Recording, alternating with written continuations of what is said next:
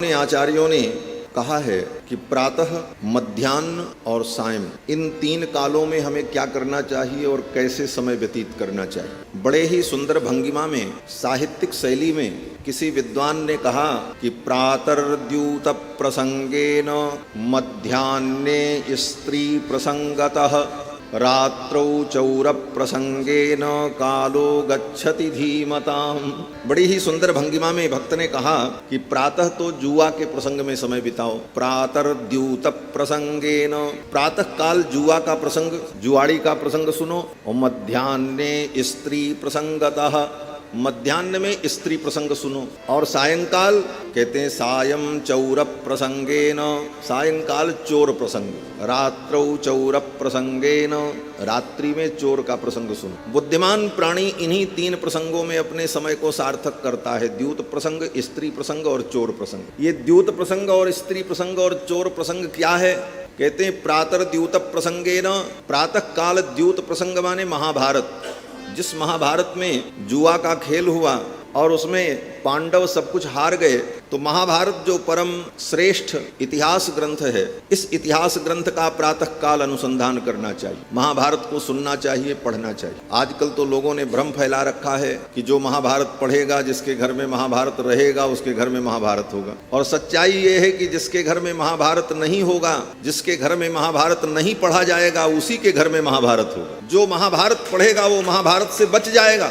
किन कारणों से महाभारत हुआ, कौन कौन सी गलतियां किसने की, इसका हमें परिज्ञान होगा तो हम महाभारत जैसे अनर्थ से बच जाएंगे। इसलिए प्रातर्द्यूत प्रसंगेन, प्रातः काल व्यक्ति को द्यूत प्रसंग महाभारत जैसे महान ग्रंथ का अनुशीलन करना चाहिए। महाभारत की बड़ी महिमा है। जिसके घर में महाभारत ग्रंथ होता है, जो महाभारत का स्वाध्याय करता है, उसके ऊपर भगवान की बड़ी महती कृपा होती है। इतिहास में श्रेष्ठ इतिहास है महाभारत, और वेद व्यास जी की अनुपम कृति। कोई भी ऐसा ज्ञान, विज्ञान, राजनीति, दंड नीति, कूटनीति, अर्थनीति, कोई भी ऐसी नीति और विज्ञान बचा नहीं है जिसका वर्णन महाभारत में वेद व्यास जी ने न किया। इसीलिए वेद व्यास जी ने महाभारत के अंत में कहा कि दुनिया में कहीं भी कोई ज्ञान विज्ञान है तो वो मेरे महाभारत में है, और जो मेरे महाभारत में नहीं है वो दुनिया में कहीं नहीं। ऐसा चैलेंज, ऐसी चुनौती तो वेद व्यास जी ही दे सकते हैं। और उन्होंने कहा कि यन नेहास्ति न तत्क्वचित, जो यहाँ पर नहीं है, महाभारत में नहीं, वो दुनिया में कहीं नहीं। और जो ज्ञान विज्ञान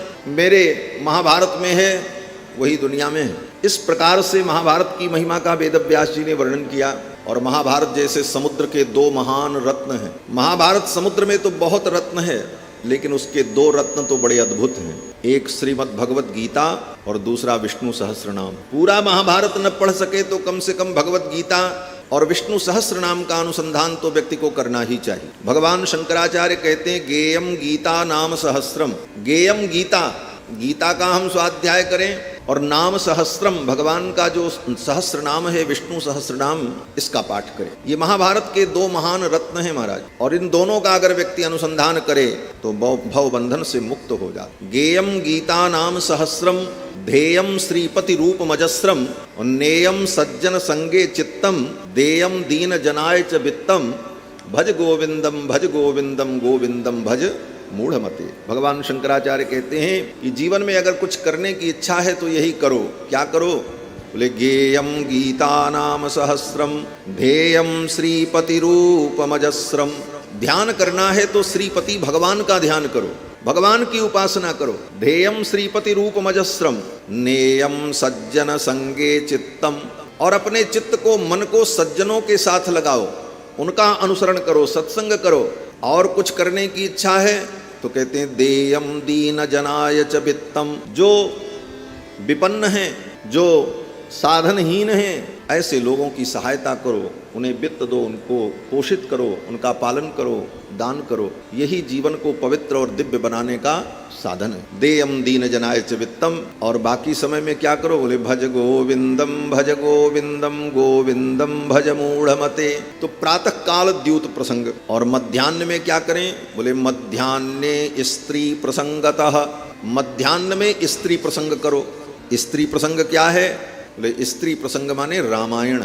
जिस रामायण में नारी नाम उत्तमा बधू, नारियों में सर्वोत्तम वधू जो भगवती जानकी हैं, जिनका मंगलमय चरित्र है। वास्तव में रामायण सीता जी का चरित्र है, राम जी का चरित्र नहीं है। अब राम जी उनके प्रियतम हैं, पति हैं, कांत हैं, वल्लभ हैं, इस कारण से प्रासंगिक रूप से उनका भी चरित्र आता है, लेकिन प्राधान्य तो सीता जी के चरित्र का। और न्याय है कि प्राधान्येन व्यपदेशा भवन्ति, प्रधानता जो होती है उसी का व्यपदेश होता है, उसी का वर्णन होता है। जैसे सोने का आभूषण हो, उसमें 60% सोना हो, 70% सोना हो, 30% तांबा मिला हो, तो उसको कोई तांबा नहीं कहेगा, सोना ही कहेगा, क्योंकि प्रधानता सोने की है, इसलिए व्यपदेश व्यवहार स्वर्ण का होगा। उसी प्रकार रामायण में प्रधानता श्री जानकी जी के चरित्र की है।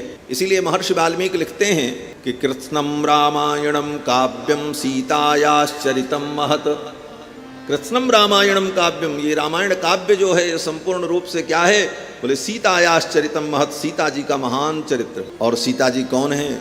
महर्षि वाल्मीकि कहते हैं कि नारीणाम उत्तमा वधू, जनकस्य कुले जाता, जनक के कुल में उत्पन्न होने वाली नारीणाम उत्तमा वधू, नारियों में सर्वोत्तम है। जिस प्रकार पुरुषों में भगवान श्री रघुनंदन पुरुषोत्तम है, तदवत उसी प्रकार से भगवती श्री जानकी नारियों में उत्तम है, नारीणाम उत्तमा वधू। तो श्री जानकी जी का ये पावन चरित्र स्त्री प्रसंग, इस प्रसंग को मध्याह्न में श्रवण करे, रामायण श्रवण करे। और सायंकाल रात्रि में, बोले रात्रौ चौर प्रसंगेन, रात्रि में चोर प्रसंग।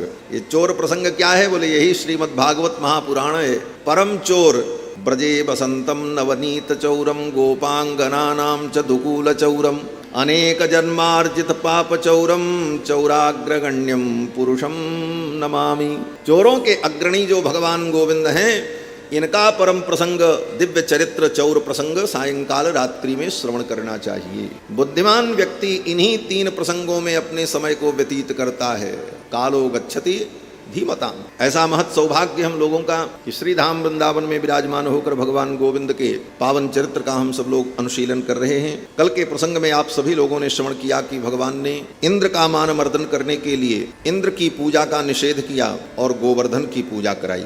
गोवर्धन पर्वत के रूप में स्वयं भगवान ही विराजमान है। ब्रज